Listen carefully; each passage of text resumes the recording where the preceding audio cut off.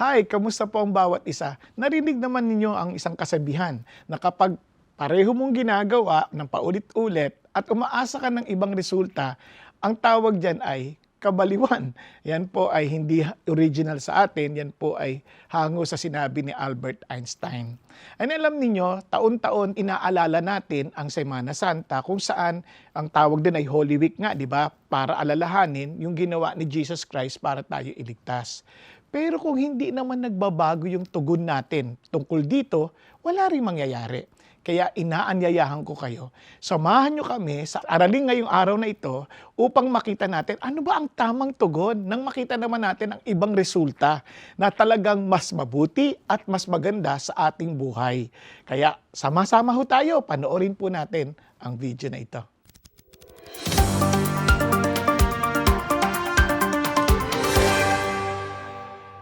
Tayo naman po ngayon ay magpapatuloy at ito na po yung ating pong second and final episode na isang maikling serye on eyewitness, no? Lessons from people who saw Jesus suffer.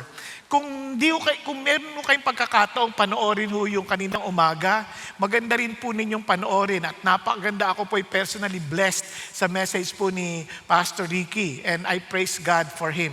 Kaya naman, sa ating pong pagpapatuloy, I pray that somehow God will also open our eyes to see ano po ba itong mga aral na ito mula sa mga taong nakasaksi nung sakripisyo po ni Jesus. Now, bago ako magpatuloy, gusto ko lamang pong isipin lang ho ninyo ito.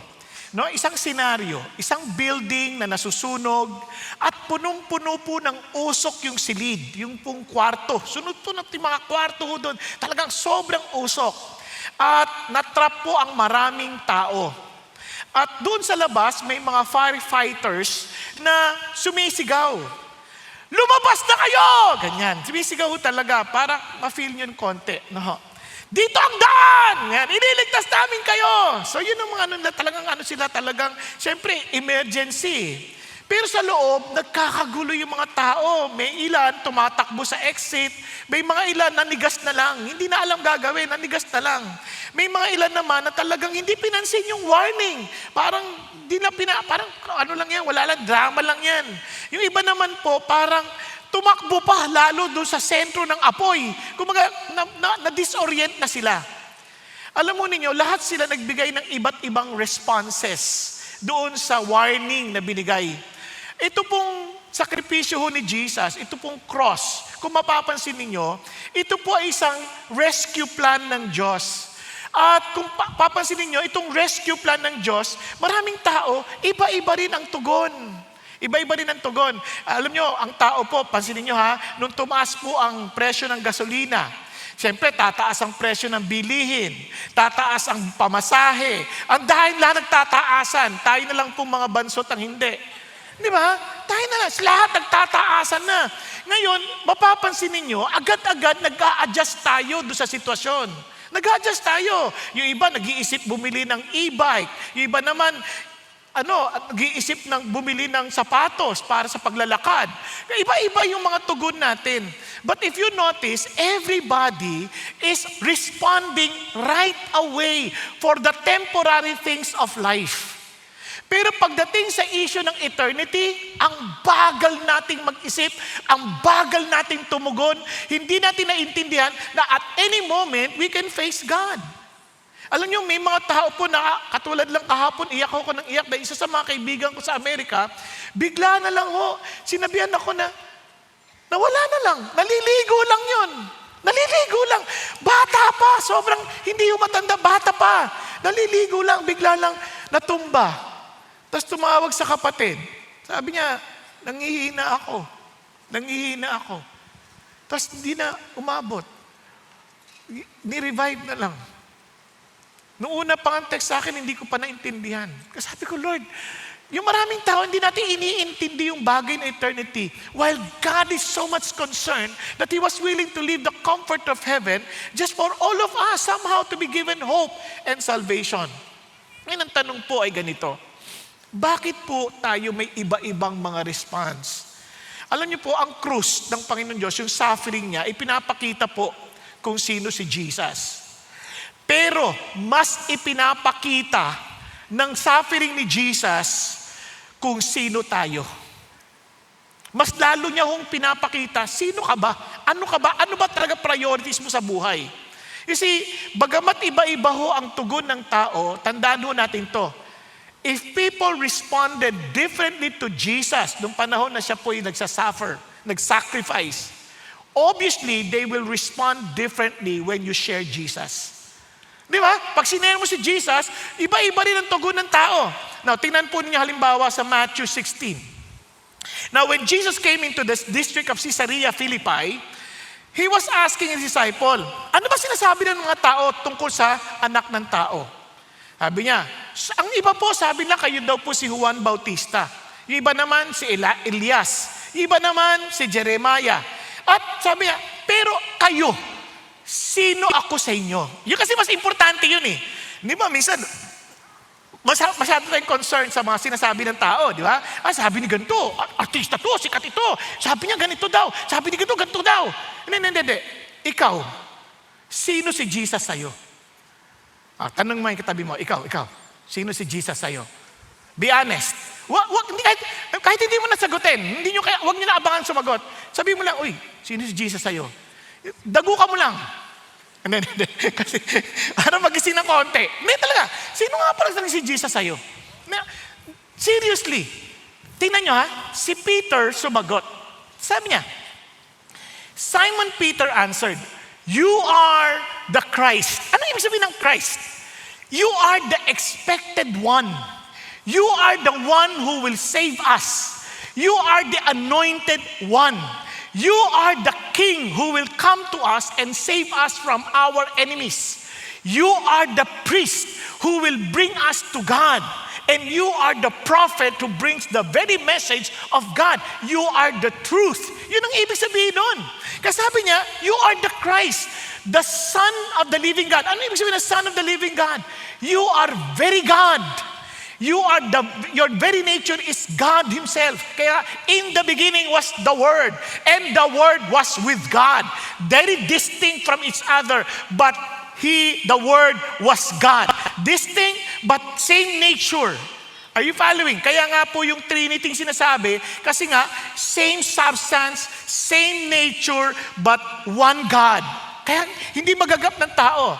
Then Jesus said to him, blessed are you, Simon Bar-Jonah, because flesh and blood did not reveal this to you, but my Father who is in heaven. Nung ma-recognize ito ni Peter, sabi niya, ano pinagpala ka?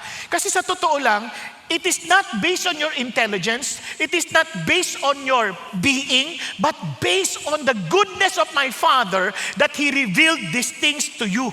Yung pong tayo lang po, ma-recognize natin kung sino si Jesus sa ating buhay, sobrang thankful dapat tayo sa Panginoon kasi, Lord, thank you for allowing me to understand this. Thank you, Lord, na pinahintulot mong maintindihan ko to. Kasi kahit anong talino ng tao, minsan hindi lang maintindihan. Hindi lang mag-gets. Kasi may mga bagay na hindi ko rin ma-explain. For example, ano pa ibig sabihin ng born again? Kung hindi mo alam, hindi mo naintindihan ano yung born again, marahil hindi ka born again. Pag-isipan nyo. Kasi hanggat hindi mo naintindihan, nagkaroon ka ng sarili mong encounter, hindi mo maintindihan eh. Hindi mo maintindihan ano ibig sabihin ano ba ibig sabihin na ma-in love? Ganyan, di ba? Hanggat hindi mo naranasang ma-in love, hindi mo maintindihan. Hello? Nakuha ninyo? Kasi ganun din sa struggle ng mga tao. Yung ibang tao sa sobrang dami ng mga kinakain, hindi alam ibig sabihin magutom. May nagtanong sa akin kanina, Pastor, nagwe-weights ka pa ba? Hindi mo ba napansin? Punong-puno ng weights. Alam nyo, minsan, hanggat hindi mo nagagawa, hindi mo naintindihan. It's so easy to discuss it theoretically, pero yung idea of seeing it, experiencing it, grasya lang ng Diyos. For me, ibig sabihin, naintindihan mo ba magdyaryo bote? You were not given that privilege. Di mo maintindihan. Nakuha? Naintindihan mo mag-tricycle driver? You were not given that privilege. Hindi mo maintindihan. Where you as working student, hindi mo maintindihan yun kasi hindi mo din pinagdaanan. But it was the Father who gave you that opportunity. Are you following? Kaya iba, pag tinanong, ano ba ibig sabihin na may asawa? Kanina may kausap ako, bagong kasal. Kamusta? Ang saya, ganyan talaga yan. Ha? Pagtagal niyan, sasaya pa. At sasaya pa. At sasaya-saya. O, di ba? Biglang hindi mo maintindihan yun hanggat nandun wala ka doon. Ang dali lang pangarapin lahat. Tama? Pero pag nandun ka na, it's only by the grace of God because he who finds wife finds favor of God. Are you following? Kaya ganito rin yun. Sabi niya, Peter, it was only the Father who revealed that to you. Now, I say to you, hindi siya natapos doon, that you are Peter, isang baliit na bato. And upon this Petra, malaki, sabi niya, I will build my church. Yan ang aking palatuntunan. I will bring an assembly of people who will influence the world. Kasi during that time, pag sinabi mong church, nag-a-assemble yung mga tao, pinag-uusapan nila how to make the place better. Nag-iisip sila paano pagagandahin. And here's I will build a church, assembly of people who will bring change to the world because I will change people by my power and by my grace. Are you following? Kaya ano sinasabi niya ron? And the gates of Hades will not overpower it. Walang makapagpipigil dito. Hindi mapipigilan ito na, kasi yung gate, pag sinabi mong gate, parang yan yung pinaka, structure for defense. Sabi niya, and even death cannot stop you. Even death cannot stop this project. Itong aking palatuntunan, this program. Hindi mapipigilan. Your death will never stop it. The death of the disciples will never stop it. Nobody can stop it. Kaya naman, it's a great privilege to be part of that program. Di ba? Ang sobrang ganda ng privilege yan. And God is giving us all that privilege. Now, tingnan nyo. Kaya naman, kung tatanungin nyo, sino si Jesus sa'yo? Ikaw, sino si Jesus sa'yo? Pag sinabi mong, you are the Christ, the Son of the living God. Now, para lang mabilis lang ha, kasi nagtatalo-talo sila dito sa ibig sabihin daw nito eh. Sino ba yan yung foundation ng church? Si Pedro ba yan? Sabi ng iba, si Peter. And sabi niya, kung si Peter, kung mapapansin kasi he was given the keys, okay naman. Kaya lang, ang problema lang doon, si Peter, nirebuke ni Jesus sa huli, sa verse 23, on the same chapter. Get thee behind me, Satan. Hindi mo tinawag na Satan si Peter. Gusto mo bang foundation ay Satan? Diba? Ngayon, hindi lang yon. And the church is built on the foundation of the apostles and the prophets, ayon sa Ephesians 2:20. So, ibig sabihin, hindi lang si Peter. Kasama na yung iba pang mga apostles. Now, sabi nila, it's about the confession of Peter. You are the Christ, the Son of the living God. Kasi nga, Jesus is the foundation. Ibig sabihin, the idea is, yung confession na yun yung pinaka-foundation that Jesus is the Christ. So, kasi nga, sabi niya, those who call upon the name of the Lord will be saved. At yung isa naman, yung pangatlong views, ay si Jesus mismo, being the rock. The rock is Jesus Christ. So, He is the cornerstone. Kaya nag-aaway-aaway po yung mga scholars. Ang totoo niyan, layered po yan. Hindi yan either or. Or yung iba naman, either or. Depende kung anong gusto yung pronunciation.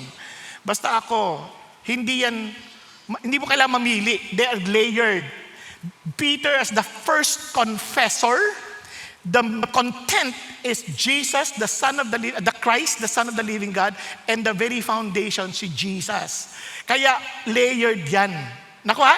And if you have the same understanding na si Jesus at siya yung pinaka-foundation ng pagkatao, you're part of that program. Okay pa? Nagkakaintindihan? Sino si Jesus sa'yo?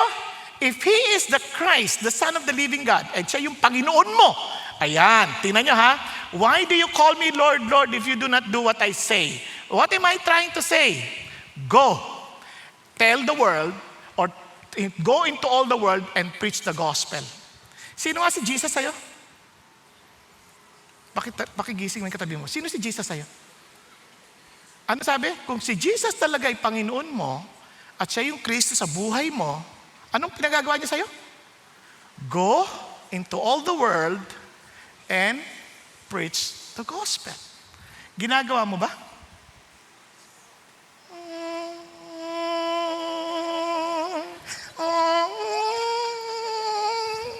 Natanong niya, ginagawa ba natin?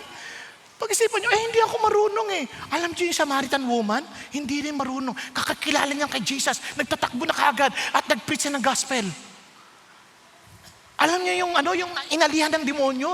Ayun agad, 10 city ang kanyang binalitaan ng gospel. Ano na sinasabi niya? Yung isang bulag na nakakita, wala siyang alam. Nirebuke niya pa yung mga saserdote. Sabi niya, ang alam ko lang, once I was blind, now I see. Wala siyang alam ng mga matitinding mga theology. Wala siyang pagtatanggol na Calvinism. Wala siyang pagtatanggol na Arminianism. Ang pagsasabi niya lang si Jesus Christ. Nakuha ninyo? Kaya, if we truly understand the good news, naku, ibabalita mo yan. Kayo ba, pag mayroon kayong magandang balita, hindi nyo kinikwento sa iba? Di ba, iba nga, naalala nyo ng panahon ng pandemic. O ano kagad? Uy, may gamot na sa COVID. Ano na ang gamot sa COVID? Naku, dali-dali lang, ito lang daw pala gagawin mo. O, di ba, nabalitaan nyo tungkol sa mga dengue nung nagkakaroon-dengue. Naku, ang effective ang tawa-tawa. Tawa-tawa lang. Hanggang mamatay ka, tawa ka lang ng tawa. Di ba? Balita ka ng balita, kwento ka ng kwento, kung ano-ano. Bakit you believe something that this is the good news? Ganun din ito. Naranasan ko, parang iba. Nagkaroon ako ng sense of direction, nagkaroon ako ng totoong buhay na, nagkaroon ng contentment. Di ba binabalita mo? Hello? O halimbawa, ikaw, binata ka, bilang sinagot ka ng girl, nung nililigawan mo, o paano ang reaction mo? Sinagot ako, di ba? Yung isa naman, inuumpog ang ulo. Bakit? Binasted ako. Kanya-kanya lang yan. Tama? Hello? Pag alam mo yung balita, wala pa yung utos ha, pinikwento mo na. Tingnan nyo lahat ng mga nakaranas ng himala kay Jesus, huwag nyo pagsabi, kinakalat. Ibang klase, no? Kinakalat. Maganda balita eh. Tanong mo yung katabi mo, ikaw, kanino mo kinalat? At anong kinalat mo? Iba nagkakalat. Ang daming kinalat. Ubo, sipon, nilagay sa ilalim na upuan. Kaya nagkalat. Di ba? Kaya last week, ano sabi natin? Eyewitness. I will tell people about Jesus. Remember the declaration? I am just a nobody telling everybody about somebody. Dinugtungan ko lang ng konti. Who can save anybody? Are you following? O sabihin. I am just a nobody telling everybody about somebody who can save anybody. Ang tanong lang, marami sa atin nahihiya. Bakit? Kasi, remember this, right response required. Don't be surprised by the responses. Kasi talaga iba-iba yung response ng tao. Konting mabilis lang ang review ha. The Sanhedrin, naalala nyo, they were asking Jesus, ikaw ba talaga si Kristo? Tell us straightly. Sabihin mo sa amin. Huwag ka na paligoy-ligoy pa. Sabihin mo, ano ba? I am the Christ. Wala na tayong dahilan. Blasphemous. Hindi naman talaga after sila sa katotohanan eh. After silang maghanap ng dahilan para siya i-execute. Tama? No. Tapos nagpa-picture pa yung ibang pang diniscuss natin, yung mga Sanhedrin, di ba? Didiscuss nyo yun. Didiscuss nyo pa sila Pontius Pilate. Nag-groupie sila. Si Pontius Pilate, di ba? Si Herod, di ba? Si Simon of Cyrene. Kanya-kanya sila. Sila Barabas. Yan, nagpa-picture yun. Dalawang kriminal. Bago sila mamatay, nagpakuha muna. Joke lang yun. Pero, yan. Ang galing ng pagkakagawa, no? Talaga uso na rin talaga yung mga selfie ng panahon na yun eh. Ito. Ano yung mga natutunan natin? Si Pastor Ricky during the morning gave the summary. Yung sa hapon, hindi ko maalala. Basta ang alam ko sa hapon, binigyan tayo ng diin na, na sinasabi sa atin na we are to be a better witness or effective witness by the right perspective of Jesus, the carry His cross, and right view of the future. Naalala niyo pa? Pero binigyan din tayo ng summary sa umaga. No? Yung mga Jewish leader, ang kanilang reaction, trusted in religiosity for salvation. But to us, we need to admit our need for Jesus. Yung Pilate, feared and loved people more than Jesus. Now, kaya alam nyo, bakit sa kasaysayan ng mga Roman Empire, bakit parang nawala si Pilate? Di ba dapat kung talagang known siyang leader, dapat nandoon siya sa history. Ba't hindi siya sinulat ng mga panahon na yon? Kasi sa mga Hudyo, ay sa mga Romans, ayaw nila ng nabaliw na governor na ilalagay sa kasaysayan. Kaya nawala siya for a while. Kasi nabaliw siya, hugas siya ng hugas ng kamay. Nabaliw. Hindi, totoo yun. Hugas siya ng hugas ng kamay, nabaliw siya. Kaya, pero hindi lang may tatanggi. Kasi nung na-unearth yung nandun yung sa steps yung kanyang pangalan. At dun sa flooring. Makikita nyo yan pag napunta kayo sa Israel, sa area ng mga Caesarea Philippi. Makikita nyo yan. You see Herod, ganun din. Sabi niya, eager to meet Jesus, but only because he wanted something from him. Sabi naman sa atin, ang response dapat natin, make Jesus your Lord and Master. Si Barabas, ganun, wala naiintindihan. Basta sa kanya, makaligtas na ako sa pakulungan. Yan. And believe that Jesus took all our sins upon himself. Ganun din si Simon of Cyrene. Si Simon of Cyrene, hindi niya alam ginagawa niya, o si zero lang siya eh. Pinilit na magbuhati ng krus. Pero ang gusto ng Diyos, we are to really take up our cross daily and follow Jesus. No? Ngayon si Daughters of Jerusalem, masentimiento sa Diyos, pero walang talagang pagkaunawa sa palatuntunan ng Diyos. Kaya sabi ni Lord, huwag kayo iyak-iyak lang, ganyan, maawa kayo, huwag sa akin, kundi sa inyo. Kasi ako may palatuntunan eh. Kaya love Jesus and live a holy, faithful life until the end. And of course, yung 2 criminals na fulfill yung prophecy about Jesus. So, tingnan na natin to ngayon. Ngayon, yung continuation ito. 6 responses to Jesus at the cross. Okay? Mabilis lang, huwag kayong mag-alala. Mga 3 oras. Okay. Bakit ito importante? Because this response is something that we must have. And at the same time, ito rin yung ma-expect mo when you share the gospel. Kasi minsan, pag nagbalita ka, nakaka-discourage na parang, ba't hindi tinanggap? Diba? Parang feeling mo tuloy, hindi ka marunong. Di ba?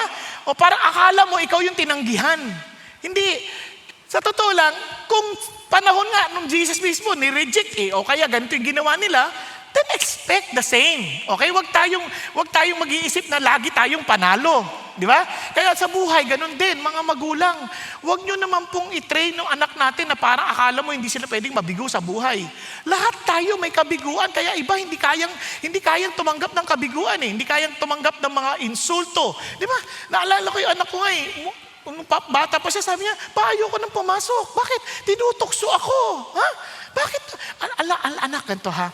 Lahat tayo tinutukso dahil lahat tayo may mga kapansanan, may tayong mga kakulangan. So people tend to look at our, what's wrong with us para ma-elevate nila ang kanilang mga sarili. And normal lang yun. Kaya wag mo intindihin. Kaya ako, kahit ininsulto nila ako, pumapasok pa rin ako. Ganun ba?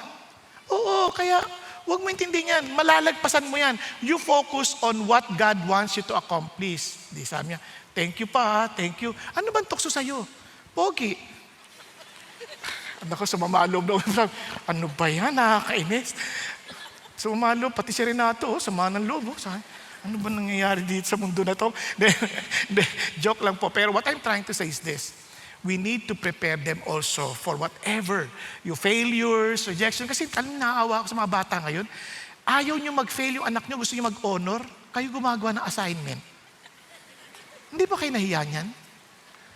Tapos ang grade ang baba.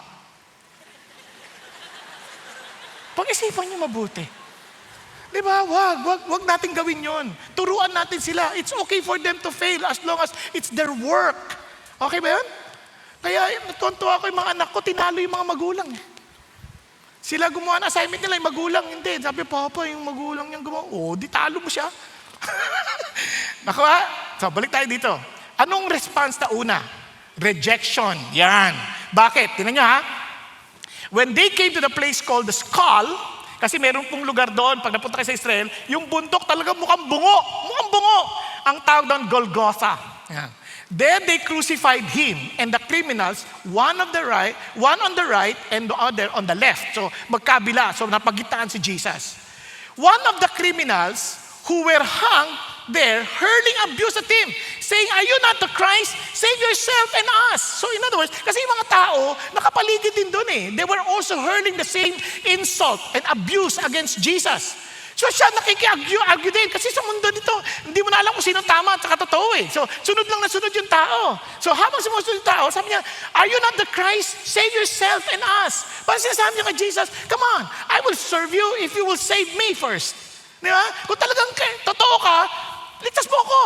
Laging pasarili.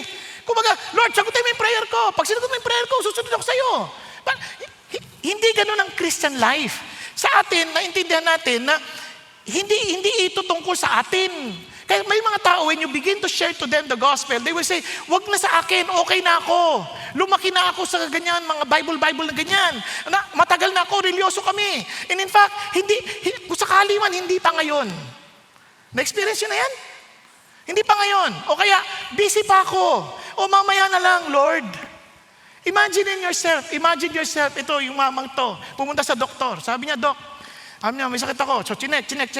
Sabi ng doktor, if you will not, kung hindi ka magpapatreat ng ganito, hindi mo to gadaanan, sigurado, mamamatay ka. Ay, hindi, okay lang ako. Ayun, lumipas sa ilang panahon, hindi na naagapan. Patay. Maraming ganyan. Yung parang, hindi, walang problema. Walang problema doon sa cure na solusyon ng Diyos. Ang problema, yung rejection. We are not willing to humble ourselves and believe in God's ways. Kaya sa cross, ganun din ang ginawa. Diba? Isang criminal, he rejected Jesus. Hindi dahil walang ebidensya. Ang linaw ng ebidensya. Kitang-kita na minsan ng ating mga kamag-anak yung pagbabago ng ating mga buhay. Tama ba? Minsan galit sila. Pa, ayoko na nag-a-attend doon ha. Kaya ang tanong nga nung isang anak sabi niya, Pa, hindi ka ba natutuwa sa pagbabago nakita mo sa akin ngayon? Hindi ka ba natutuwa na hindi na ako nagbabarkada? Hindi ka ba natutuwa na hindi na ako nagmumura? Hindi ka ba natutuwa na naghuhugas na ako ng plato? Di ba? Parang napaisip. Hindi, basta, huwag kang bubunta dyan. Mga mali yan. May mga ganun tao Di ba? Hindi na iniintindi yung ebidensya nangyayari. Ang iniintindi na, basta, dito ka pinanganak, dito ka na rin dapat mamatay. Patay ka nga. Nakuha ninyo? Hindi ganun. Tingnan mo yung ebidensya. Tingnan mo yung sinasabi ng Diyos. Wag hindi yung parang, basta, hindi na inaalam. Hindi na inaalam ang mahalaga. Ito na yun. Ito na yung pinaniniwala na dito na ako pinanganak. Ito na yung pinaniniwalaan ko. Okay na ako dito. And that's one way of rejecting Jesus Christ. Kaya itong kriminal na to, itong magnanakaw, hindi to ordinaryong magnanakaw ha. Ang lakas pa ng loob niya. Iligtas mo kami. Kasi unang-una, kung ikaw ay ordinaryong magnanakaw, hindi ka naman kailangan i-execute na mamatay Tama? Marahil ito, talagang pumatay ito habang nagnanakaw. Para umabot yung kanyang kaparusahan sa pagpako sa krus. Kaya matinding kasalanan nito and yet he did not listen at ang tsapang may tapang. Kaya what should we do? Never reject Jesus. Wag nating tatanggihan at ipagpapaliban si Jesus. Sabi nga ng Panginoon, today is a day of salvation. When God speaks to your heart, be humble, receive Him.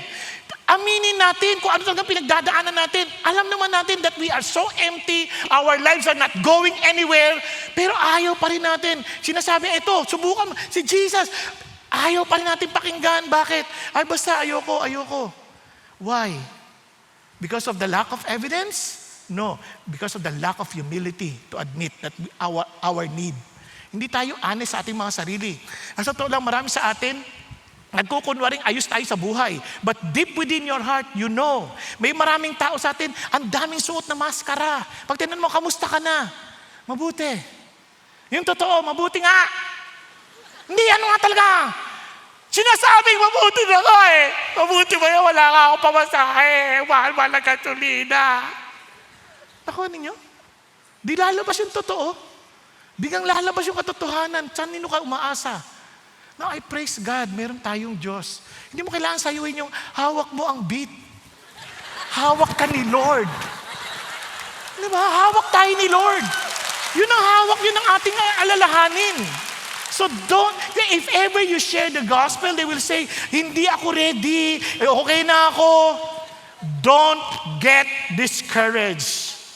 If they rejected Jesus, they saw Him face to face. They can also reject you. Kahit kita na nila yung katotohanan. You see, rejection is not a lack of evidence. It is refusal of surrender.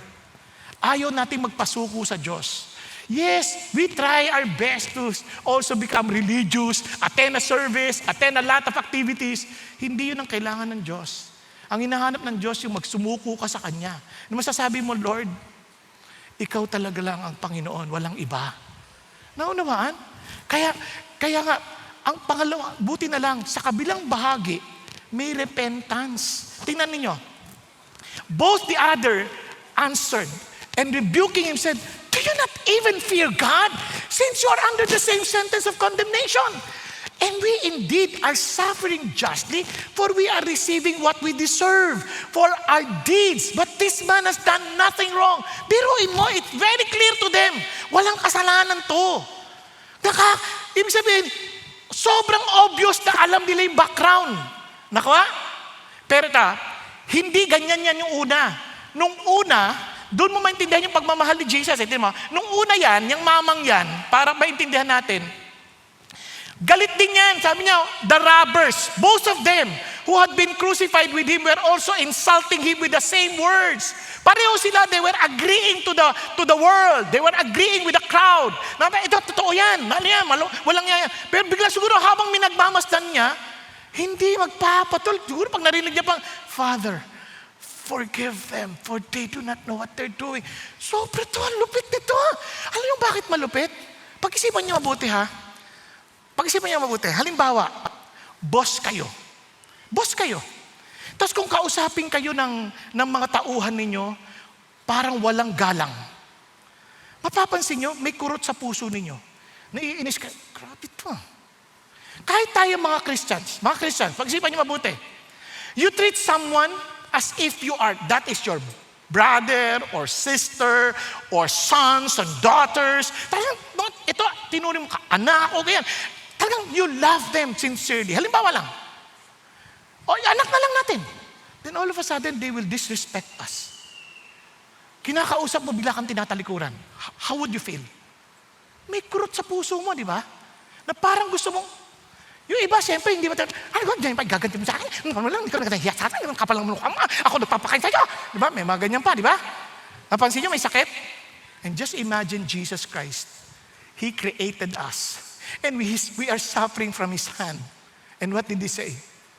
Tay, patawarin niyo po sila, hindi alam ka lang ginagawa. They're so ignorant about who I really am. Hindi na alam ko sino ako. Hindi na alam ka lang mga ginagawa. They were expecting me to come, but they didn't know. They didn't realize. They did not take you seriously. Tay, siguro narinig yun ng mama. Siguro nakikita niya, kakaiba to, teka muna, nagbago isip. Yan ang pagmamahal. Kasi, naalala, mayroon pong naliligaw na mama, niligawan niya yung babae. Nilibre niya ng kape sa Starbucks, halagang 150. Diyan, tapos sabi ng sana magkita tayo ulit. Sabi niya, hindi na. Pinagbigyan lang talaga kita ngayon. Hindi, alam mo, sa totoo lang, angkop talaga tayo sa isa't isa. Sabi niya, pasensya ka na, hindi ako nag-agree. Ganon, nagalit. Hindi, inimbitahan kita, pagluluto kita. Sabi niya, hindi na, ipagluto mo na lang iba, sabi niya. In other words, busted. 100%. Di ba? Ano sagot ng mama? Soli mo yung binayad ko sa Starbucks. Inasauli! Sabi ko, grabe naman to. Pero ito si Jesus, alam mong tapat siya. Pagkatapos insultuhin ng maman to, and then he realized, nagkamali siya. Look at what Jesus did. You know how much He loves it. Tagang hindi nagbabago yung pagmamahal niya. Tingnan niyo. And He was saying, Jesus, remember me. Hindi siya sabi, Lord, ligtas mo ako. Alalahanin mo lang ako, when you come in your kingdom, kinikilala kong hari ka. Kinikilala ko that you are indeed the Messiah. You are the King. But I know I don't deserve anything. Wala akong karapatan. Hindi ako karapat-dapat ng mercy mo. Pero isa lang ang request ko. Alalahanin niyo lang mo ako. Tingnan niyo si Jesus. Pwede niyo siya, ngayon pa, huli na ang lahat. Kung hindi lang ako nakapako, sinampal na kita. Pwede yun eh. Pero hindi yun ang ginawa niya eh. Sabi niya, truly, I say to you, talagang nangako pa. Pinasabig sa iyong katotohanan. Kumbaga, pinapangako ko sa iyo. Ngayon, makakasama na kita sa paraiso. Ha? Kulang na lang sabihin niya, no? Siguro, nandun siya, Dadalhin kita sa aking palasyo. Di ba? Grabe. Parang wow. Grabe naman to. Ininsulto ko na kanina, dadalhin pa sa palasyo niya. Pag-isipan niyo mabuti. And that is exactly what Jesus is doing to all of us. Wala tayong karapatan. So what should we do? Huwag tayong magmamalaki. Let's admit yun, diba, Lord, talaga pagod na ako, suko na talaga ako, Lord. I just want to be honest to you. So what should we do? We should repent. Ano yung sabihin ng repent? Etong tingin ko kay Jesus, mali. Sabi niya, balik ka sa totoong sino si Jesus. You are indeed the King of Kings, the Lord of Lords, and you deserve to be worshipped, to be obeyed. Lord Jesus, you're my life. You own me. Yan ang sinasabi dito. Kaya nga, yun ang kaya hinahangad ng Diyos. You see, it is not just an emotion. As in, when you repent, you go back and surrender to God. Yun ang idea ng Panginoon Diyos. Yes, when you share the gospel, some will respond. Maybe not many, but some. But alam niyo po ba? Just one soul is worth it. Why? Because there is a great rejoicing in heaven for one soul to repent. And when you came to Jesus Christ, there was a great celebration in heaven. Di ba? Alam niyo, niisip-isip ko, ako Lord, magditiwang kayo na maligtas ako. Wow! Pag-isipan niyo mabuti. Di ba? Iyan exactly yung ginawa ng Diyos because His love is sincere and pure. Hindi siya naghahangad ng anumang kapalit. Tayo, mapaghanap tayo ng kapalit. Pagka hindi napalitan ng maayos, sasaktan din natin sila ulit. Pero hindi ganun si Jesus. Are you following? Kaya, hindi lahat, pero meron. At yan ay sapat na.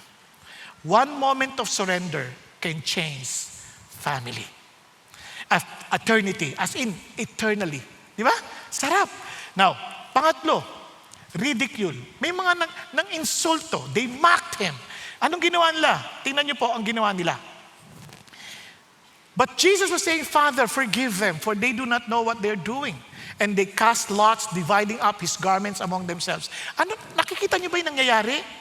Nakikita niyo ba? Parang they were showing them. Ito yung prophecy, long time ago.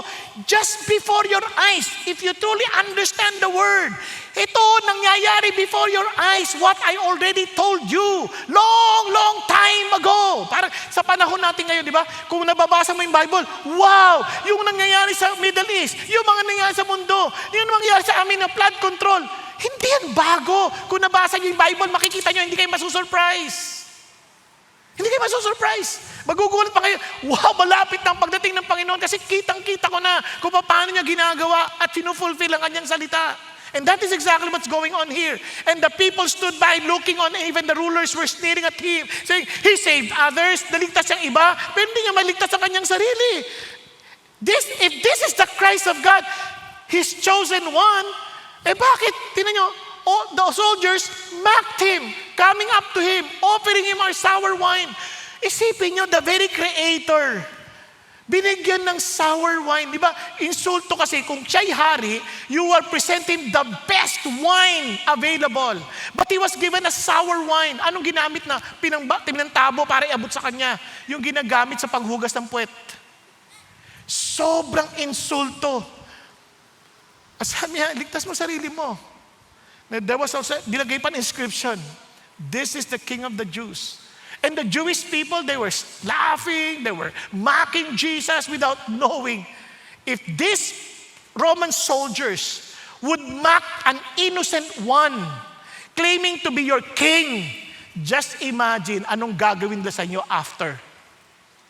Kung kaya lang gawin to sa mga inosente, isipin nyo anong kaya lang gawin sa mga magre-rebelde sa kanila. Pag-isipan nyo, hindi na nakita yon. Bulag na bulag sila. At sinisigaw na, labo. Sabi niya, kaya wala silang naiintindihan. Sa krus po, they mocked Jesus na hindi lang naintindihan. Kung ililigtas ko yung sarili ko, hindi ko na kayo maliligtas. Naunawaan? I need to die here on the cross. Because without shedding of blood, there is no remission of sin. Kaya hindi ko kayo papatulan. Kasi parang ganito yan. Hindi ko makalimutan yung sinabi ni Bayani Fernando. Hindi ako luluha para sa mga mahihirap. Baka hindi ko na sila maakay sa tama nilang pupuntahan. Kasi mabubulag ako. And akala natin ang solusyon sa mahirap, bigyan mo ng ayuda, bigyan mo ayuda, bigyan mo ayuda. Hindi, bigyan natin sila ng idea. We need all of us to be responsible, to work together, and fix our problem. Hindi tayo asa ng asa sa isa't isa. Nakuha ninyo? Hello? Andiyan pa kayo? Kasi alam ko, galing ako sa hirap eh. Kaya alam ko, ang solusyon hindi yung bibigyan ka eh. Habang ikay laging umaasa sa ibang tao, nasisira ang ating pagkatao. Hello, andiyan pa kayo? Kaya nagpapasalamat ako sa tatay ko, tinuruan kaming maging responsable. Kaya naalala ko, sabi ng tatay ko, gusto mong mag-aral? Opo. Sige, tutulungan kitang pumasok. O sige, magkano pa masahe mo? Bilang-bilang. Papunta po, 6 na piso. Pabalik, 7 piso. Bakit mas mahal yung pabalik? Kasi doble ang bayad sa tricycle. O sige, o ito ang 5 piso. O, ba't 5 piso lang? Tutulungan kitang pumasok. Alam mo nang umuwi. O, gusto niyang ganyan? O, paano ka papasok? Didiskarte mo, maglalakad ka. Maikli lang naman, 13 kilometers lang naman yun. Babalik, para may maipon ka. Pagkaipon, bibili ako ng papel, panininda ko pa para magdagdagan yung aking allowance. Tapos saka kumuha ng, tinry ko magkaroon ng academic scholarship. Napuwersa ako because difficulty is the mother of all invention. Are you following? Kaya minsan itong kahirapan na nangyari sa atin, dapat bukas ang ating isip. Instead of mocking each other. Kasi yung mockery ng Panginoong Hesus, by mocking others, we are mocking the Lord indirectly. Kasi bakit? They are all created in the image of God. Nakuha natin? Andiyan pa kayo? Kaya isipin niyo mabuti. Ito si Jesus, sinisave niya tayo. Minsan, yung ating mga nararanasan, kaligtasan yan to build our character. Pero kung hindi natin titingnan ng mabuti, sisirain tayo niyan. Okay? Kasi, kaya nga, we need to honor Jesus and let us not treat Him casually. Huwag nating parang tinuturing na parang ordinaryo lang. Ano, makikita natin yan sa paraan natin ng pakikitungo sa tao. Makikita natin yan sa the way we attend or, isipin niya, are you coming here for Jesus? Now, tanong yung sarili mo, how do you listen? Are you here listening to the words of Jesus? Ginagamit lang kami ng Panginoon Diyos? O, how should you listen? Pag-isipan niyo mabuti. Naalala ko si Abraham Lincoln, inimbitahan sa isang church. Nung dumating ho yung, sabi niya, let us now read the Word of God. Tumayo agad si Abraham Lincoln eh. Tayo siya kaagad. Sir, hindi na po kailangan. Upo na ho kayo. Sabi niya, no. Tumayo. Sabi niya, every time I walk on the stage and to give my message, people will rise up to give honor. How much more to the God who owns the universe. Pag-isipan niyo mabuti. Kaya yung mga Christian nagulat eh. Sila pa'y nagulat. Pero tayo, iba. Kasi tatay lang yan. Hindi kayo sa ibang service. Okay lang yan. Sarap naman dito. Ang lamig. Tapos na yung message? Tapos na. Kaya pala nagkakantahan na. Hindi, isipin niyo mabuti. Lahat ng kakanta sa Malacanang, pinipili magagaling. Tayo kakanta sa hari ng mga hari, pinili ang mga taong hinirang niya na maglingkod sa kanya. How should we sing? How should we sing? Pag-isipan niyo mabuti. Tatamarin ka? Oh Lord, our salvation. Mabuti pa sa TikTok bigay todo Grabe, bigay na bigay. Samantalang pag sa Lord, parang tuk-tuk lang. Di ba? You see, mockery is not always loud. Sometimes it is quiet disregard. Kaya gusto ko sinabi ni Pastor Ricky kanina, quoting Janet Denison, Crosspoint Church. Sabi niya, using social media to create viral while insulting others, that's mockery. Sabi niya, trivialize his name as a joke or punchline, That's mockery. Reject His commands to avoid lifestyle changes. No? Minsan, binabaluktot pa natin sinasabi ni Jesus doing scholarly presentation. Para ano? Para mag-agree sa gusto nating lifestyle, hindi sa gusto ni Jesus.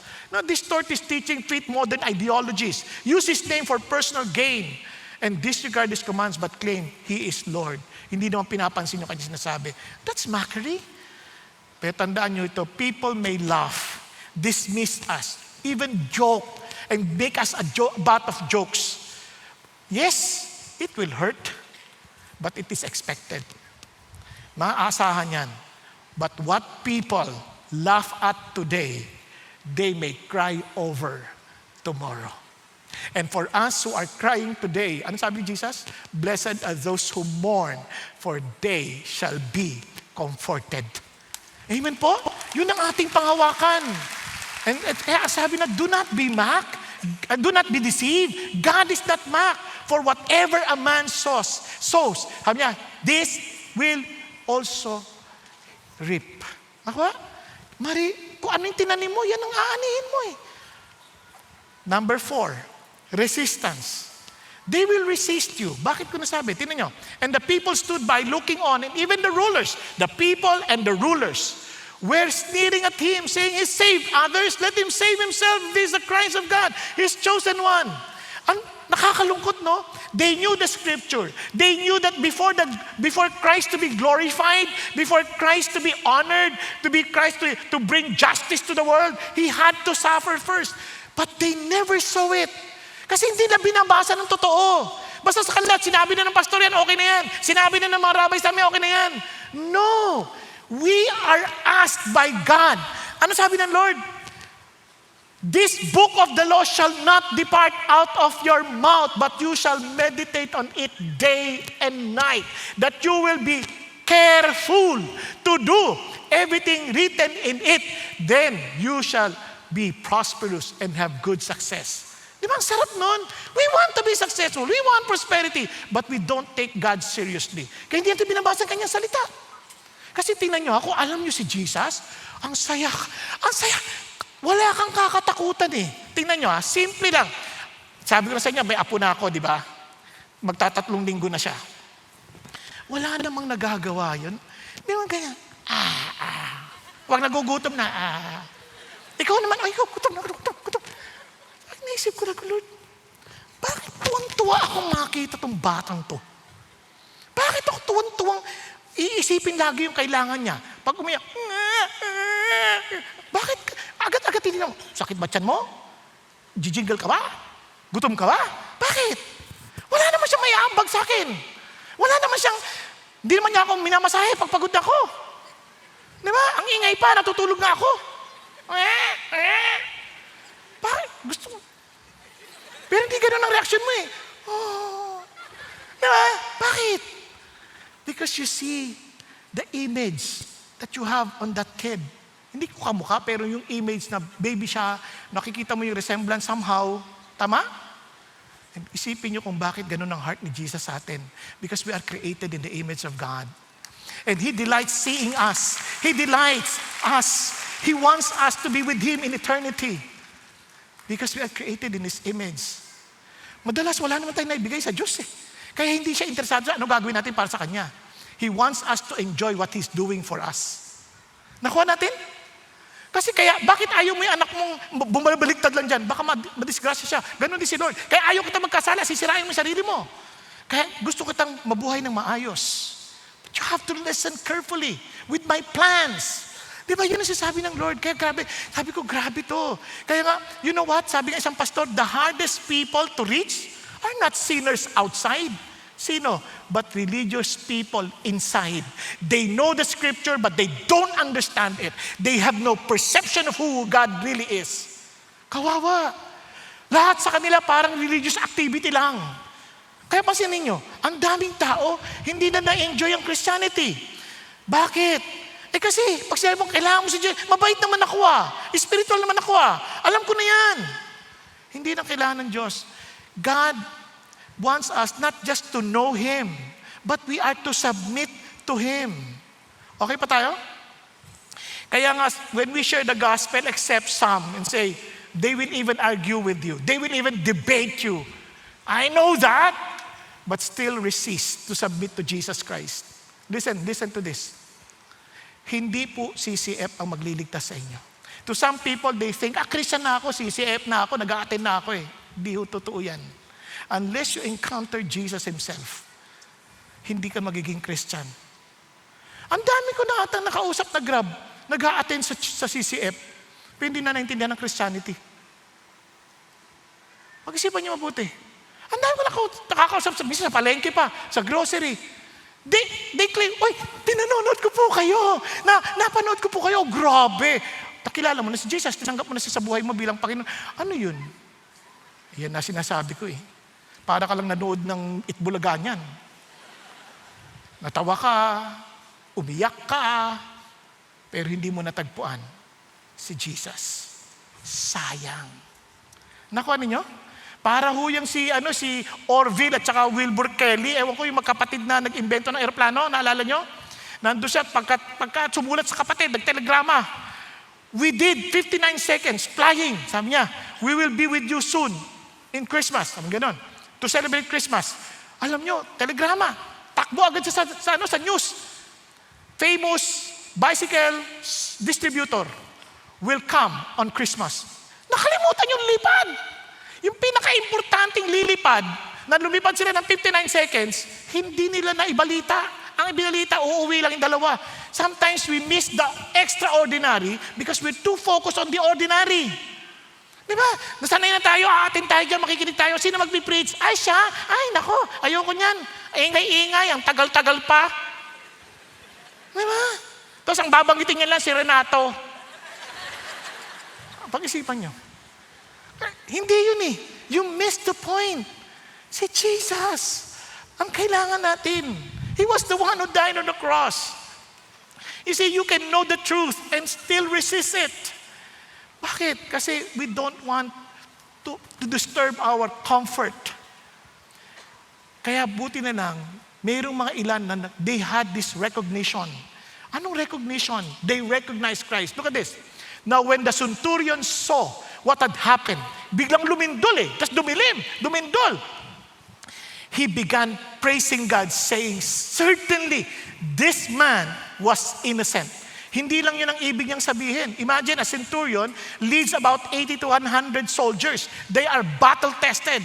Pero alam nyo, tapang to, makasiga ito. Pero hindi lang yun ang nakita niya. Hindi lang siya innocent. Anong sabi niya sa Matthew? Now the centurion and those who were with him, keeping guard over Jesus when they saw the earthquake and the things that were happening, became very frightened and said, truly, this was the Son of God. Hindi sila nagbulag-bulagan. Talagang they prostrated themselves before the King of Kings. Eto nga talaga ang anak ng Diyos. You see, friends, minsan hindi agad-agad at silang nakakakilala. Kahit tayo, huwag tayong magalit sa mga mag-anak natin. Minsan dinadala natin dito, parang wala nangyayari. Relax ka lang. Sometimes they're very sincere. Pero hindi agad-agad. One day, they will also recognize the reality of Jesus. Kaya huwag tayong magsasawa. Yung asawa mo, gatataka, atin silang atin, ba't ng babae? Huwag ka. Pwede pang manlalaki yan. Pero anong punto ko? Relax ka lang. Tatamaan din yan. Dadagukan din yan ng Diyos. Relax ka lang. But keep on praying. Keep on trusting Jesus. Yung anak ko, ilang beses ko nang dinala. Pinala ko pa sa elevate, pero pababa siya. Hindi siya pataas. Nangyari. Relax ka lang.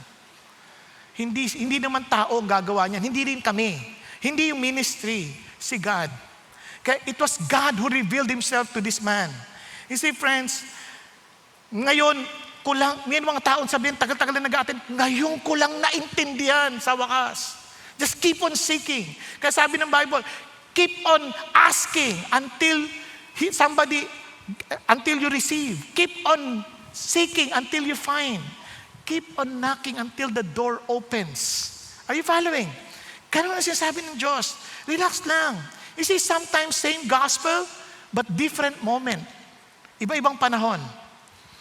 See, Kaya ang response dapat natin, we need to look at Jesus clearly. Siya ang hanapin natin. Huwag yung pastor, huwag yung mga fellowship lamang. Hanapin natin si Jesus. When we come together to study the Word, look at Jesus. See Jesus clearly. Naku ha, huwag yung kakainin sa D-group. Uy, ano pagkain kayo sa D-group? Ang dami-dami. Huwag. Hanapin natin si Jesus. Naunawaan? Hello? Huwag yung crush natin. Yung iba crush naman ang hinahanap. Hindi ka pa nahiya niya, may asawa ka na, crush ka pa dyan. Hanapin natin si Jesus. Naintindihan? Now, look at this. Now, kaya some people, take time. Don't rush them. Don't give up. Don't give up. Now, kaya hindi kasi instant. Pero minsan totoo sila, pero hindi lang instant. Kaya recognition is often a journey. Kaya po, sa oras na ito, makikinig po tayo ng isang testimony. Hindi lang mo siya pwede ngayon physically or personally, pero we can watch her testimony sa video. Siya po ay si Hazel Sagun. I knew about Jesus ever since I was a child, but I never really knew him. I grew up in a religious family, but I learned to view God only as my magic genie. He was the provider of my needs, the giver of blessings like good grades and gifts, but he was certainly not my personal Lord and Savior. When I was only 14 years old, my father took his life, and that was when my mother and I went through the most tragic test of faith and of our mental stability. As a child, I did not know how to grieve appropriately, and I turned to the world by focusing on the only thing I knew: academics. All this time, I was experiencing depression, panic attacks, and suicidal thoughts. Despite being at the top of my classes and always receiving academic awards, my heart still yearned for the Lord, and I found myself moving from one Christian church to another to fill the void. In 2019, I attended the Elevate Youth Gathering in one of CCF's satellite churches. I went alone with no one inviting me, and that was the first time I surrendered myself to Jesus, and I began attending my first D group and volunteering during Sunday services.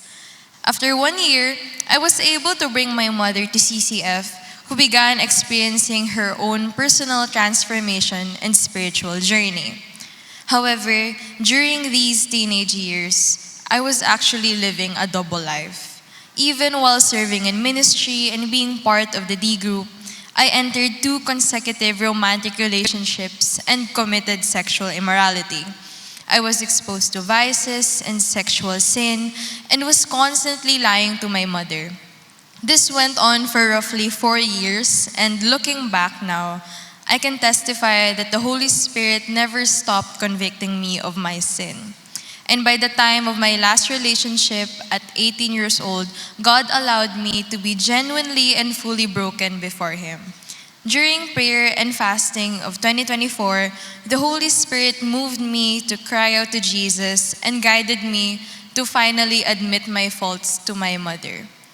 I grieved over betraying the trust of my mother and the shame I felt whenever I prayed to Jesus, because I was my mother's only child, and we were partners in pretty much everything we did. Yet I betrayed her for many years. And over the next many months, the Lord helped me to prioritize living as a daughter of the King of Kings, being a good daughter to my mother, and being a good student. In 2025, I joined my second D group, and I was baptized on April 27 and attended the Move Youth Conference in June. It was there that God rekindled the fire in my heart to glorify His name and be a living witness of His gracious works. From that time until today, and all by God's grace, I have been continuously living a life of purity and the pursuit of godly wisdom. God also fully restored my relationship with my mother, and now my biggest advocacy as a 21-year-old is to help guide the youth, make God-centered decisions, and live in obedience amidst this extremely broken world. The Lord has given me the privilege to lead a D group for young ladies, as well as to actively serve in Elevate in the campus, in live production, and the creatives ministry. But the most important ministry given me is to represent Jesus to my friends and family. The Lord also compels me to be used in the expansion of His kingdom through sharing Jesus with others. The Holy Spirit has been moving me to share the good news in various opportunities, to motor taxi drivers, as well as during oral exams in my theology and philosophy classes at our university. God also used me to share the gospel with my older cousin, a college classmate, and D group members through our Real Talk booklet. Earlier this year, together with the D group I belong to, we finished our vision casting. And I shared how excited I am to share Jesus Christ with others. May it be through random evangelism, leading Real Talk sessions with high school students, or raising a D group member to become a D group leader. I am simply overjoyed at how God will continue to move in my life for His glory. Jesus Christ has been and will always be the greatest gift that I have ever received. Now there is no turning back, trusting that my Lord and Savior has many more plans for my life.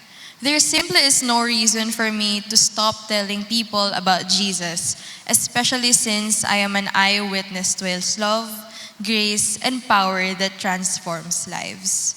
I am Hazel Sagun, and I give back all the honor and glory to Jesus Christ. Praise God. Pansin niyo po, nakakatuwa ang Panginoon Diyos, no? Lumaki sa Christian family, pero tinan nyo, one day, the Lord will open her eyes, to see Him, as in to experience the Lord personally. Kaya relax lang. Hindi ko sinasabing mapetik-petik tayo. The moment God speaks to you, the moment God opens your eyes, wag kang magpapaliban. Nagkakaintindihan?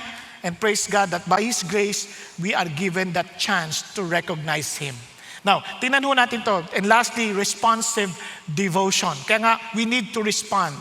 Kaya ang sabi ng Bible, tingnan nyo, and all His acquaintances, the women who accompanied Him, kasi alam niyo po, sa ministry ni Jesus, may mga kababaihan nung sumasama. Kaya nakakatawa yung mga kababaihan, akala mo wala silang gamit, hindi, talagang very active sila. Kahit lalo sa panahon natin ngayon, mas marami pang ang babaeng sumusunod kay Jesus kaysa sa mga lalaki. No, pero itong amazing part, while the men, the disciples, left Jesus alone, iniwan siya talaga, they all disappeared. Except for John. Yung mga babae, stay sila. Ito yung talagang sagisag ng tapang. Hindi ho sila umalis. They kept on serving the Lord. They stayed. And hindi lang yon. Tingnan nyo, hindi pa natapos doon.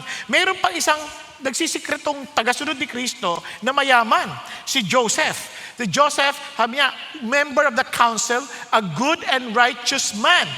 He had not consented to their plan and action. A man from Arimathea, a city of the Jews, who was waiting for the kingdom of God. Nag-aantay din siya sa Diyos. And this man, sa tapang niya, kasi bagamat isipin niyo, against ng lahat, siya against sa decision ng marami. Pero he took his stand. Anong ginawa niya? This man went to Pilate and asked for the body of Jesus. And he took it down and wrapped it in a linen cloth and laid him in a tomb cut into the rock where no one had ever lain. Si Joseph po ay mayaman. No, mayaman. Leader siya sa Sanhedrin. Now, tita nyo yung prophecy sa Isaiah 53 that he would die with the criminals, with the poor, pero he will be laid and buried with the rich. O grabe no? Yung fulfillment na pinapakita ng Diyos sa kanila. And kitang-kita nila yon.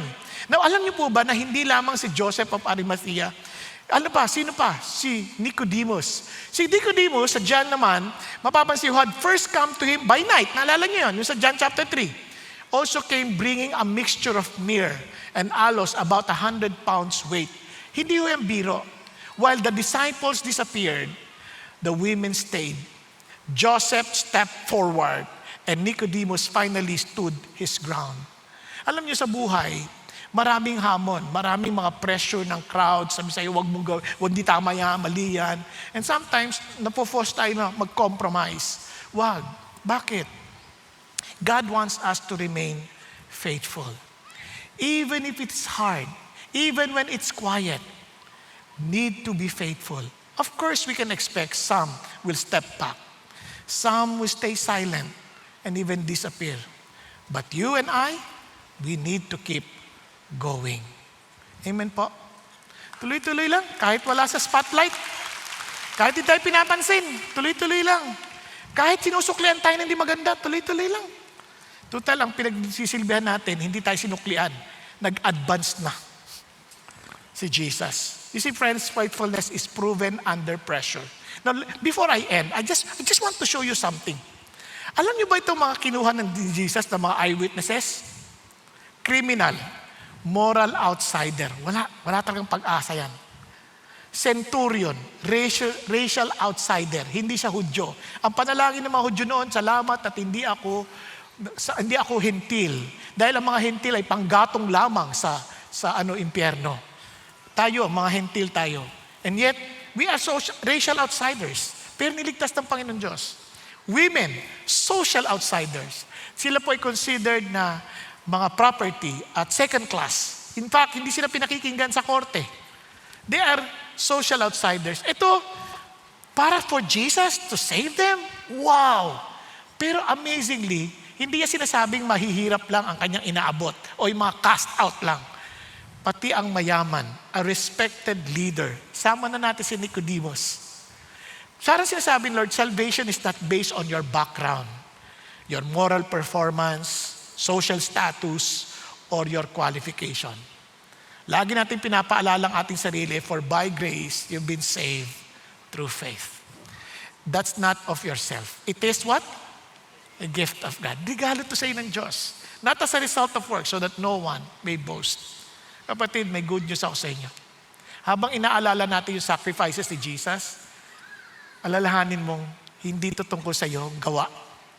Ginawa niya na. Kaya huwag ka na magpapako sa krus. Huwag ka na magpahataw sa iyong likuran. Naintindihan ninyo? Kung mag-aayuno ka man, mamigay ka na lang ng pagkain sa wala. Naintindihan? Kasi hindi naman yung gagawin natin ang issue. Ang issue, ano yung ginawa ni Jesus. Kaya natin ginagawa ang mga bagay na ito kasi alam natin, ligtas na tayo. Di ba napakabuti ng Panginoon? And alam niyo kung bakit? We need to come to Jesus, not like the other criminal. If you will do this, if you will, di ba sento niya, sarili niya pa rin. Minsan even in our good works, sarili pa rin natin parang I want to be saved, kaya gagawin ko to. Hindi. Gagawin ko to because Jesus saved me.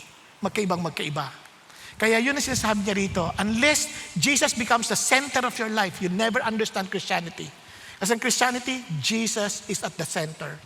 Unless we see ourselves as God, be merciful to me, the sinner, you'll never understand the salvation of the Lord. Kaya sabi niya, Lord, remember me. I deserve what I'm suffering from. I deserve this, Lord. But just remember me. Wala akong pagmamalaki. Just remember me. Friends, do not follow the crowd. The crowd is saying, kung talagang totoo ka, gawin mo to.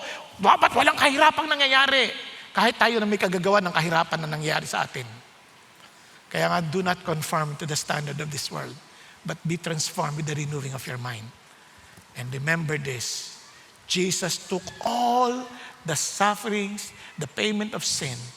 He made him who knew no sin to be sin on our behalf, so that we might become the righteousness of God in him. Whenever God looks at you, he sees Jesus. He sees his righteousness. Kaya be confident enough. Are you suffering? You pray. Are you happy? Pray. Sing praises to the Lord. Tama? Are you sick? Call the other brothers and sisters to pray with you, especially those who are matured. If you're sinning, pray for one another. Confess to one another. For the prayer of the righteous man. We became righteous because of Jesus. Remember, is effective and powerful. Kaya yung mga nangyari sa atin, nasa iyo ang kamay. Nasa iyong kamay ang mga kapangyarihan na yan. You come to God with confidence because Jesus is our righteousness. Amen? Kapag nag-pray ka, alam mo, papakinggan ka ni Lord. So let me just summarize. Ano sabi ni Lord? The penitent thief, salvation is by grace alone. Admit your need for Jesus. The soldiers, God is not mocked. Sin will have its consequences. Love God, hate sin. The rulers, people need to know Jesus alone is the Savior. Make it a lifestyle to tell people about Jesus. Huwag lang isang minsan ng sharing. Kaya, sino sa inyo nakatanggap ng yung best decision? Wala kayo? Wala, nandun sa Chronicles. Ay, inisnab ninyo yung Asher. Hindi nyo pinansin. Binibigyan kayo ng Chronicle, hindi nyo inabot. No. Meron dong best decision. Gamitin natin yon. Share the gospel to everybody. As in, no one is beyond the grace of God. Yung centurion, abot yan ng Lord. Believe that Jesus is willing and able to save you. The women, true followers of Jesus, are faithful to Him for life. Kaya be faithful and obey Jesus every moment, every day. Joseph of Arimathea, only Jesus can transform our lives. Give your life to Jesus. So in other words, go into the world and preach the good news. Friends, gusto ko lang sabihin sa inyo, hindi ka pwedeng neutral kay Jesus. May sagot ka dapat. Hindi pwedeng gitna. And let me end with a story. Meron pong nagpipinta sa canvas ng evangelism. Kwento po ni Robert Coleman. Nag-capsize, sa drawing niya may bagyo, nag-capsize yung kanilang boat, nakakita siya ng bato. At doon siya lumangoy at kumapit. Sabi niya, mukhang mali itong drawing ko. Pinunit niya ulit, sinira niya ulit. Sabi niya dapat, nang makita niyo yung bato, aabutin niya yung tao para sila rin ay makaranas ng kaligtasan ng Panginoon. Mga kapatid, nung naligtas tayo, hindi lang para tayo makinabang at magpakasasa. God wants us to reach out to others too. Amen? Sino sa kanila? Basta malalaman mo. Ang role mo, sabihin mo lang sa kanila yung magandang balita. Hindi mo na responsibilidad kung tatanggapin nila yung balita o hindi. Ang responsibilidad natin, tagadala lang tayo ng balita. Okay po? Kaya ulitin ko lang, sabay-sabay natin sabihin, I am just a nobody telling everybody about somebody who can save anybody. Tayo pong lahat ay yumuko at pumikit. Thank you, Jesus. Thank you, Lord. Mga kapatid, ikaw lang nakakaalam na totoo mong ugnayan kay Jesus Christ. Isa ka ba sa mga nag-reject sa Kanya? O isa ka ba na talagang nagsisising lumapit sa Kanya? A repentant thief?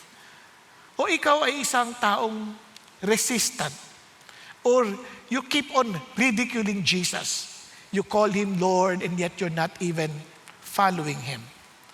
Ikaw ba yung binuksan ng Diyos ang mata para ma-recognize mo siya?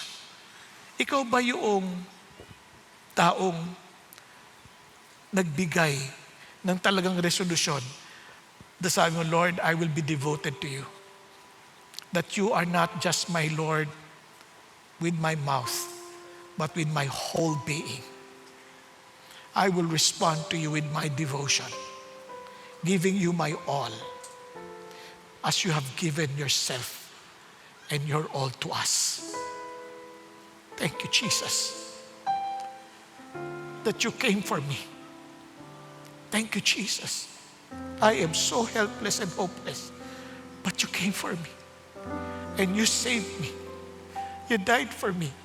You left the comfort of heaven that I may experience comfort in you. Thank you, Jesus. Kapatid, if God's speaking to you, don't wait for tomorrow might be too late. Ngayon ang araw ng kaligtasan. Maging sa mga nasa online, I challenge you. Ngayon ang araw ng desisyon. Don't wait for tomorrow. Hindi natin alam pwede mangyari bukas. Kaya habang lahat tayo nakayukot, nakapikit, hinihiling ko sa inyo, magpakumbaba kayo sa Panginoon. If Jesus still not the Lord of your life, tandaan natin, sayang ang lahat ng mga mensaheng pinapaabot niya sa atin. Kung sa araw nating pagharap sa Kanya, hindi niya tayo kilala. Kaya naman, let us come to Him now. Don't wait for tomorrow. Now, today is a day of salvation. If God's speaking to you, be humble. Just raise your hand to the Lord. Ako po yun.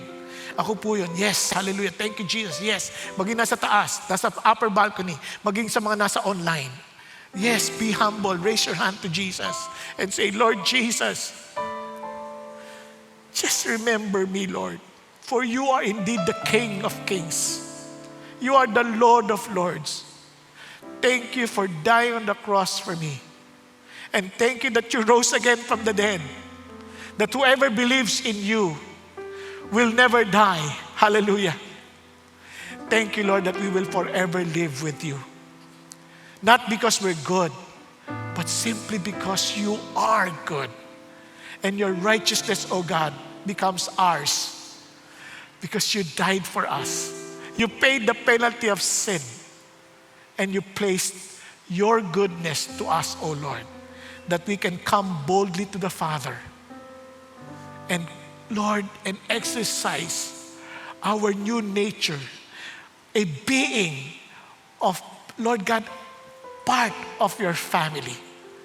Thank you, Lord, that we can cry out to you, Abba, Father. Thank you, God Almighty, for loving us beyond measure and beyond imagination. And we accept that love. At gayon din, Panginoon, we want to spread this love to many people as possible. To whoever people you bring to us, O God. So Lord, as I have heard your good news, and I pray for every one of us, not only for those who accepted you now, but even for those who are already, Father God, followers of you, O God, being the King of Kings, I pray that we will commit ourselves to go and preach the gospel, knowing that we are just nobody, telling everybody about you who is somebody who can save anybody.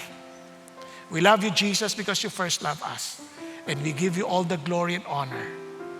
In Jesus' name we pray. Amen, amen, and amen.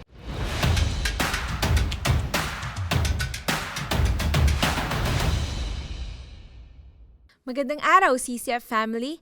Welcome to Sunday Fast Track, where you ask real-life questions and we give you biblical truths. Ako po si Gerald Orgasan Vidal from CCF Live Production at ngayon po ay kasama po natin ang atin pong speaker na si Pastor Bong Saking upang sagutin ang ilan sa inyong mga katanungan. Hi po, Pastor Bong. Kamusta po? Mabuti naman. Praise God. Handa na po ba kayong sagutin ang aming mga katanungan, Pastor? Biyaya ng Panginoon Diyos. Okay, simulan na po natin. Para po sa ating unang katanungan, ano po ang ipinapahiwatig ng paghihirap ni Jesus tungkol sa bigat ng ating kasalanan at sa tindi ng pag-ibig ng Diyos? Kailangan po ba talaga niyang mamatay para maipakita ito kung makapangyarihan naman siya at kaya niya namang gumamit ng ibang paraan? Yan. Alam nyo, dahil sa makapangyarihan ng Diyos, bago pa likhain ng langit at lupa, bago pa magkasala ang tao, dahil sa pag-ibig ng Diyos, nung nilikha tayo, may choice na. Pero meron na siyang solusyon, even before the foundation of the world. Yung solusyon na yun ay yung talagang ibibigay niyang kanyang buhay. Kaya nga, maging si Kristo sa kanyang sa katawang tao, sinabi niya rin yun na kung posible lang, ibang paraan.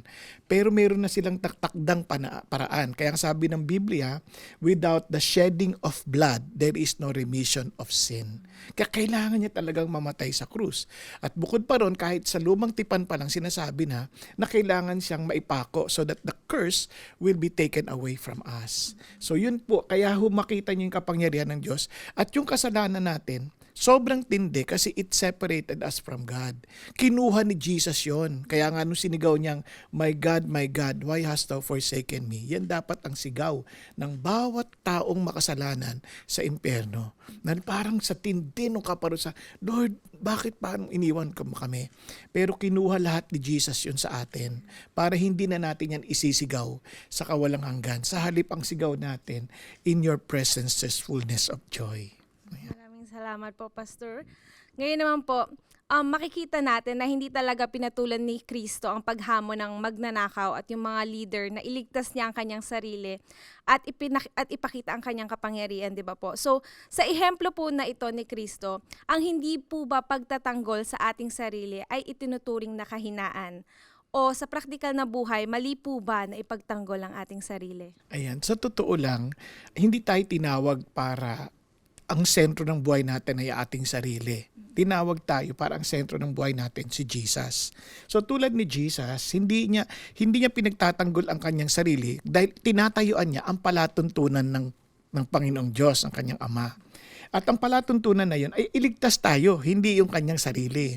At kung ipapakita niya yung kapangyarihang aalis siya sa krus, di hindi natupad yung, yung kaligtasan natin. Kaya nga, ang Panginoon Diyos, ganun din. Ang sinasabi niya sa atin, hindi tayo nabubuhay dito para sa sarili natin.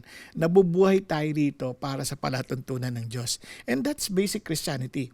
I've been crucified with Christ. It is no longer I who live, but Christ who lives in me.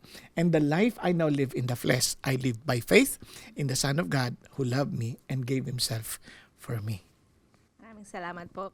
At para naman po sa ating huling katanungan, Pastor, para sa mga nag-iisip na masyado silang makasalanan or masyado silang malayo sa presensya ng Panginoon para patawarin sila nito, ano po ba ang inyong maipapayo ngayon sa kanila ngayong darating na Semana Santa po? Ayan. So, alam nyo, lahat tayo makasalanan. And minsan sa tindi nating mga nagagawa, nararamdaman natin yung pagkakahiwalay natin sa Panginoon Diyos. And because that is exactly what sin does.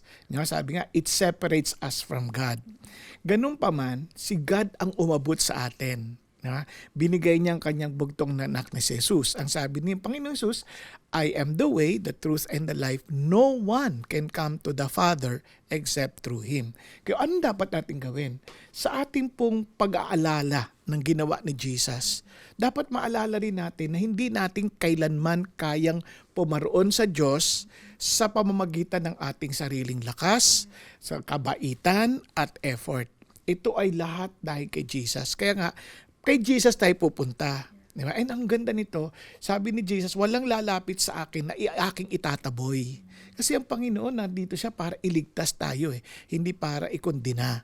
Kanya lang, sa araw ng wrath ng Diyos, siyempre, yun na yung paghuhukom, wala na tayong magagawa.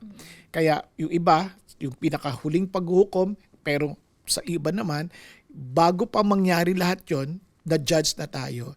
Kaya nga sabi na it is appointed unto man to die once, after which judgment. Doon mo na makikita yung ano yung pinili mo at ano yung kaparusang iyong haharapin. Pagka yun pa lang sa initial, talo na, tapos na. Tapos sa final, lalong mas masama. Kaya naman, ang Panginoon, pinapaalala sa atin, and thank God for this historical event. Kaya mo alam historical, kaya kini-celebrate natin ilang libong taon na to para lang ipaunawa sa atin nangyari ito. At dahil nangyari ito, dahil gusto niya tayong iligtas at makasama sa kawalang hanggan. Maraming salamat po, Pastor Bong, sa pagsagot ng aming mga katanungan. And that's it for CCF Sunday Fast Track. God bless everyone.